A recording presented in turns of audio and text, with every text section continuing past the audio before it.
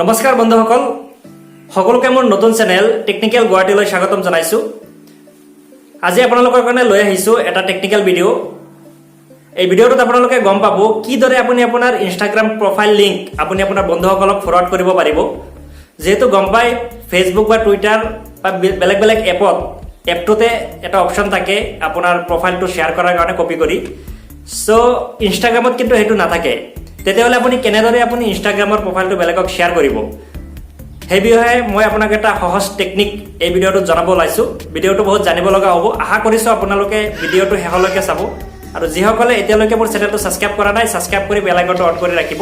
তেতিয়াহে এনেকুৱা ধৰণৰ আপডেট আপুনি সময়মতে লাভ কৰিব। সো দেৰি নকৰি বলক আজি এই ভিডিঅ'টো ষ্টাৰ্ট কৰোঁ। Nå helgen nærmer seg, spør alle hva jeg gjør da. Jeg hitter kløben som om hverdag. So guys এতিয়া আহিছোঁ মোবাইল ডিছপ্লেলৈ। সো আপোনালোকে গম পায় ইনষ্টাগ্ৰাম একাউণ্টটো এইদৰে খোলাৰ পিছত এনেকৈ দেখুৱায়। সো ইয়াতে দেখা পাইছে কোনো ধৰণৰ আপোনাৰ লিংক শ্বেয়াৰ কৰিব নোৱাৰে। আপোনাৰ ইউজাৰ আইডিটোহে থাকে। ইউজাৰ আইডি দি বহুতে হয়তো আপোনাৰ আইডিটো বিচাৰি নাপাব পাৰে। সো তাৰ কাৰণে আপুনি লিংকটো দিব লাগে। তো লিংকটো দিব হ'লে আপুনি ডাইৰেক্টলি কি কৰিব লাগিব, আপুনি আপোনাৰ মোবাইলৰ ক্ৰম ব্ৰাউজাৰটো অ'পেন কৰি ওপৰত আপুনি instagram.com বুলি লিখিব।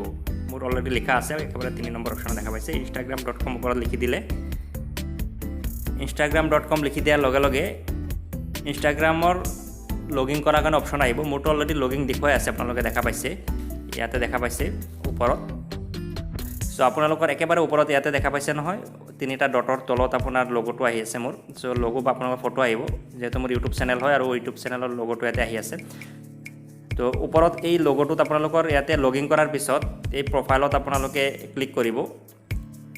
প্ৰফাইল ক্লিক কৰাৰ পিছত আপোনালোকৰ মেইন প্ৰফাইলটো এনেকৈ খোল খাব।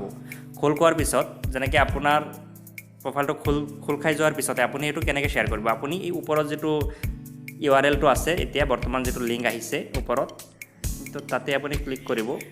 ক্লিক কৰাৰ পিছত আপুনি তাতে গোটেইখিনি চিলেক্ট কৰি কপি কৰিব লাগিব। সো মোৰ ইয়াতে তেনেকৈ আহিছে, বা আপুনি ইয়াতে দেখা পাইছে ওপৰত ক্লিক কৰাৰ লগে লগে তলত নামি আহিছে এটা অপশ্যন। ফাৰ্ষ্ট অপশ্যনটোতে ক্লিক কৰা অপশ্যন এটা আহিছে বা শ্বেয়াৰ কৰাৰ অপশ্যন আহিছে, আপুনি ক্লিক কৰি দিব। মই কপি কৰিছোঁ, কপি হৈ গ'ল। এতিয়া মই কি কৰিম, এইটো কাৰোবাক লৈ মই হোৱাটছআপৰ জৰিয়তে মই পঠাই দিম। সো আপোনালোকে এনেকৈ পঠাব পাৰে। সো মই ধৰক কাৰোবাক মই পঠাই দিম।